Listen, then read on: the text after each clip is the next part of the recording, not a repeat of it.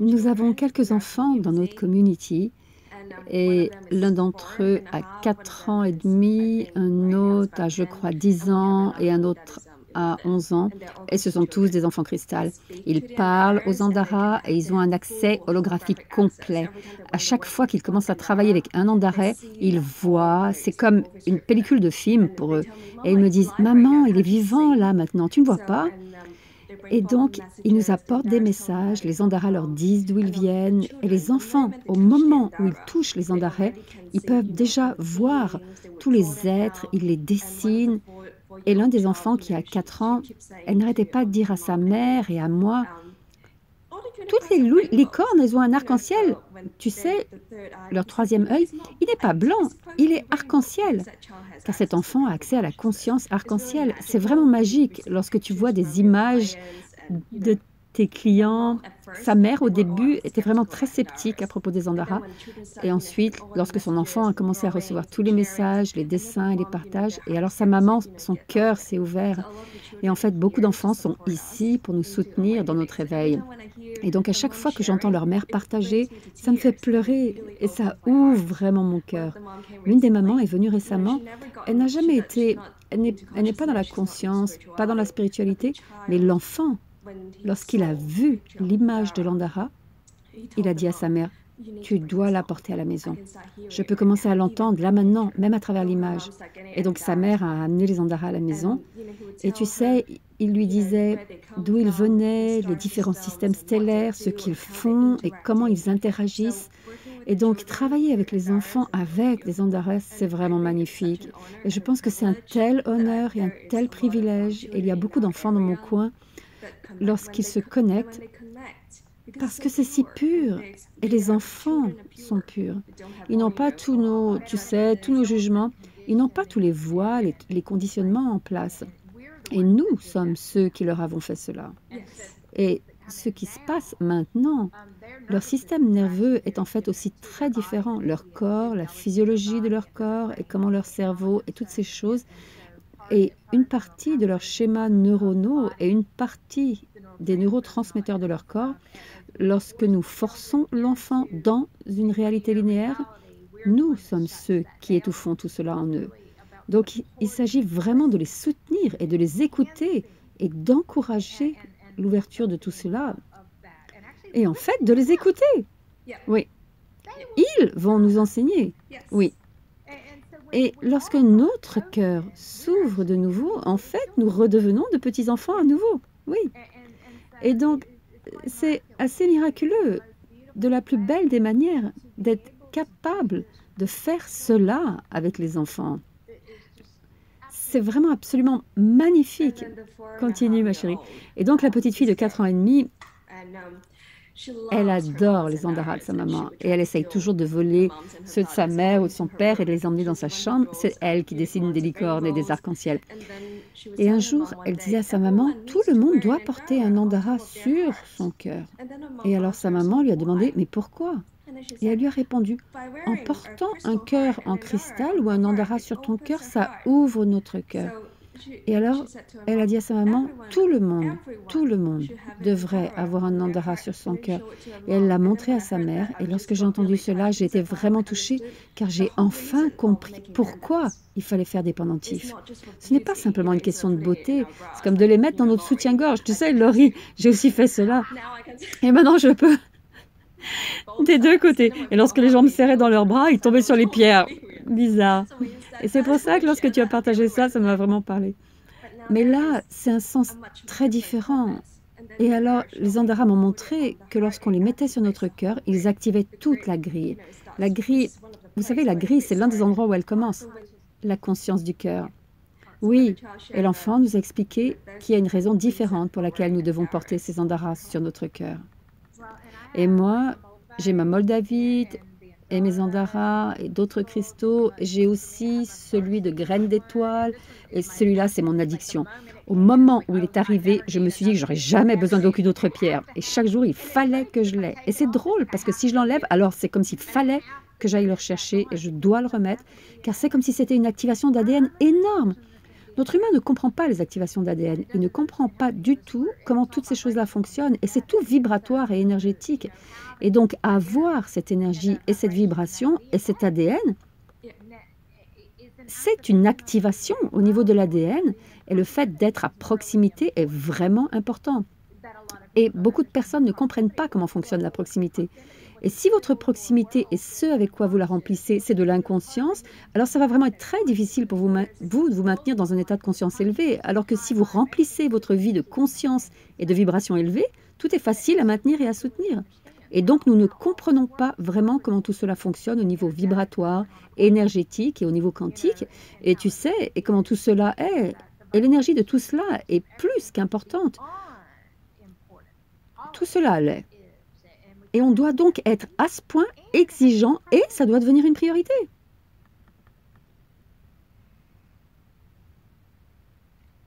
Ça n'est pas permettre, c'est vous donner la permission. C'est un amour de vous-même. Et je vais vous dire ça à vous. Je crois que c'était toi, Lola. Quand tu disais quelque chose à propos des Andharas et de ton obsession et le fait de les adorer, c'est important de comprendre que toute chose que nous nous autorisons à aimer à ce point, ça, c'est notre amour pour nous-mêmes qui émerge. Oui, c'est comme ça que je le ressens. Alors, lorsque nous disons « j'adore les Andharas » ou n'importe quoi, ça n'a pas d'importance, une pierre, cela parle de l'amour que nous ressentons, ça ne parle pas de l'objet. Cela parle de ressentir cet amour de nouveau. Vous n'êtes pas accro à l'Andhara, vous êtes accro à l'amour que vous ressentez. Vous voulez juste cette sensation, car ça, c'est vous souvenir de l'amour que vous êtes. Et c'est juste que cette chose est ce qui vous assiste à ouvrir votre cœur pour ressentir cet amour, pour vous souvenir de cet état génial, de ces choses extraordinaires. Et je veux dire ça car c'est très important, car beaucoup de personnes restent coincées sur les choses, alors qu'en substance, si vous comprenez que cette chose est juste là pour soutenir l'ouverture de votre cœur, pour assister, c'est une vibration, c'est de l'énergie. Cela parle vraiment d'ouvrir complètement notre cœur afin que nous puissions ressentir. Nous nous sommes protégés de ressentir. Nous avons eu peur de ressentir. Nous nous disons « Oh non, ça c'est inconfortable. » Boum. Non. Amenez tout ça. Vous devez en fait traverser l'inconfort, briser tout cela. Je voulais dire cela et c'est vraiment important parce que vous me connaissez. Si j'entends quelque chose, j'ai envie d'en parler. En parlant de cristaux, est-ce que je peux te demander quelque chose? Oui, madame. Pourquoi est-ce que parfois je dois, à nouveau, je dois créer une grille dans le jardin, dans un endroit très spécifique, pas n'importe où, un endroit très spécifique, et je ne sais pas pourquoi. Je sais que je dois la faire, donc je la fais, et ensuite, je dois me tenir debout en son centre. Et non, je ne sais pas, c'est OK. C'est un portail?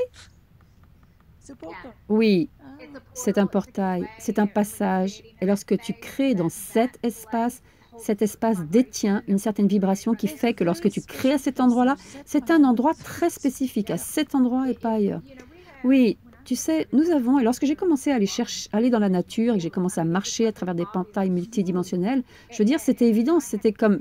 Pouf, et je vivais ces expériences bizarres et tout ça. Et il y a certains endroits dans la nature qui détiennent certaines vibrations qui font que si vous allez vous tenir dans cet endroit, et éventuellement, ce sera partout où vous allez. Mais j'avais cet endroit précis lorsque je marchais autour du lac, et c'était comme, prends à droite et pars dans les arbres. Ça ne faisait aucun sens logique, et c'était comme, OK. Et au moment où je passais entre ces trois arbres qui faisaient un triangle, alors boum, je pouvais le sentir, et tout d'un coup, j'étais en fait dans une dimension complètement différente. Les gens passaient juste à côté de moi et ne pouvaient plus me voir. J'étais là, debout. C'est comme si j'étais de l'autre côté de Narnia ou quelque chose comme ça, en passant à travers ce portail. Et ça créait cette expérience plasmique que je pouvais ressentir comme une bascule entre... C'est une expérience vraiment très bizarre lorsque vous commencez en fait à passer au travers de ces portails dans votre réalité physique. Et en fait, lorsque vous commencez à traverser tous ces portails, c'est afin de pouvoir faire tout cela, nous devons commencer afin pour moi de commencer à activer ça, les portails sont à l'intérieur de notre corps. Et afin de pouvoir ouvrir les portails dans notre corps, pour que les portails s'ouvrent dans votre réalité physique, pour que vous puissiez vraiment les traverser, alors le fait pour toi d'aller et de créer le portail, ça te connecte, toi, au magnétique, à l'énergétique, au travail de grille. Et donc, tu crées le portail en faisant cette grille. Lorsque nous faisons des grilles, nous créons de la géométrie, qu'à chaque fois... Alors, disons que tu fasses une grille magnifique. Tu sais, j'avais l'habitude d'aller chez les gens et de créer des portails dans leur maison, parce que je peux le faire avec l'énergie. Et je disais aux gens, à chaque fois que vous avez besoin de vous reconnecter, venez juste vous tenir à cet endroit. Et ce qui était drôle, c'est que lorsqu'ils sortaient de cet espace, ils étaient là. Oh mon Dieu, Lisa, l'énergie! Et alors ils retournaient dans l'espace et ils ressortaient. Les choses que l'on peut faire sont complètement étonnantes et tellement simples lorsque vous vous reconnectez. Et tous les portails et tous les accès, et toutes les informations et nos capacités, chacun a l'opportunité de se souvenir de comment faire cela. Et donc à chaque fois que tu le fais, tu te souviens. Mais nous ne comprenons pas ce que nous sommes en train de faire. Est-ce que cela fait du sens? Oui, je ne comprends pas pourquoi. Ça, c'est parce que ton âme te dit d'aller faire quelque chose que ton humain ne comprend pas, parce que, afin d'activer des portails, afin d'ouvrir des portails, afin de créer des portails à travers lesquels nous marchons, en fait, ils s'ouvrent à l'intérieur de nous. Lorsque tu vas faire ce que ton âme... En fait, ce que tu fais, c'est que tu abandonnes ton humain à l'âme de ton soi supérieur. Et en gros, tu suis les instructions et les directions qu'elle est en train de te donner, ce qui est un état d'abandon. C'est comme cela que nous devons vivre notre vie ici. Chaque moment, c'est notre soi supérieur, notre aspect universel qui dirige notre humain et nous dit ce que nous devons faire. Et notre aspect humain le fait, et éventuellement un jour, nous fusionnons en un, il n'y a plus personne qui nous dit quoi que ce soit. C'est comme si vous aviez cette connaissance, cette sensation, cette inspiration. C'est comme si tu devais juste te lever et aller faire ça. Et ça, c'est un peu ce que tu es en train de faire, non? Oui, je dois. Et parfois, c'est à des dates spéciales, comme le 21 juin, ou le 20 ou le 21 septembre, toujours. Oui, cela arrive. J'ai toujours eu des dates, tout le temps. L'autre jour, j'ai eu la date du 22 janvier. Et la journée tout entière, c'était à fond. Tout. Et j'étais là, ah, cool. Et tu vas voir, j'avais l'habitude d'avoir les dates en avance, tout le temps. Mais tu ne sais jamais ce qui va se passer. Et à cette date, une grille dans le jardin à cette date. Oui, et continue à le faire, parce que voilà, ce qui se passe, c'est ce que je dis à tout le monde. Quel aspect êtes-vous en ce moment? Lorsque tu ressens d'aller créer une grille et que tu vas créer une grille, tu es ton aspect d'âme le plus élevé. Tu ne laisses pas ton humain douter, ou ta programmation humaine, ou tout ton bazar humain t'entraver au moment où tu honores ce que tu ressens. Alors, à cet instant, tu écoutes et tu es réceptive et tu es accordée. Et en fait, tu fais ce qui est aligné sur les vibrations les plus élevées au lieu de ce que ton humain comprend ou veut ou pense ou toute autre chose de ce style. Et donc, beaucoup de gens, je leur demande quel aspect de vous êtes-vous? Êtes-vous là maintenant? Vous devez savoir la différence entre votre aspect égo et votre soi supérieur, ou votre âme, ou votre être stellaire ou galactique. Sinon, vous ne savez pas quel vous est présent. Vous ne savez pas qui vous écoutez. Tu sais, et l'aspect égo porte des doutes, porte des accusations, porte de la honte, porte de la culpabilité, porte toutes ces choses-là qui doivent être libérées de notre corps. Ce sont juste des programmes, c'est tout ce que c'est. Ce sont des programmes détenus au niveau cellulaire, et plus. Mais lorsque tu ressens d'aller créer une grille, en fait, tu vas créer un portail qui va en fait t'aider à élever ta vibration et commencer à réécrire la conscience de ton ADN. C'est une activation de l'ADN. C'est beaucoup de choses. Ça n'est pas qu'une seule chose. C'est vraiment important que tu honores. C'est vraiment important pour nous tous que nous honorions le curieux et le bizarre. La multidimensionnalité est curieuse et bizarre au début. Mais je vais te dire ça, une fois que tu vis en tant qu'être multidimensionnel, tu regardes tout le reste et tu te dis, ben, c'est eux, ils sont curieux et bizarres. Et tu vas parler de l'ego humain, alors eux, ils sont curieux et bizarres. Tout d'un coup, toute ta réalité change. Et nous ne sommes plus curieux et bizarres. Nous sommes normaux. Je sais, ça bascule. Tout d'un coup, ce que vous aviez l'habitude de juger, vous le devenez. Et vous regardez les limites et les conditions et les manques et les programmes et toutes ces choses et vous êtes époustouflé. Et alors vous dites, oh, mais ça, c'est pas réel. Ça, ce n'est pas la réalité. Et donc, toute notre réalité, mais ce qui se passe, c'est que ça s'appelle effectuer la transition. Vous effectuez la transition d'une réalité à la suivante. Vous effectuez la transition des réalités de l'ancienne Terre à celle de la nouvelle. Vos réalités de la nouvelle Terre sont plus magiques et plus extraordinaires, mais elles ne sont plus liées par des constructions ou des perceptions linéaires.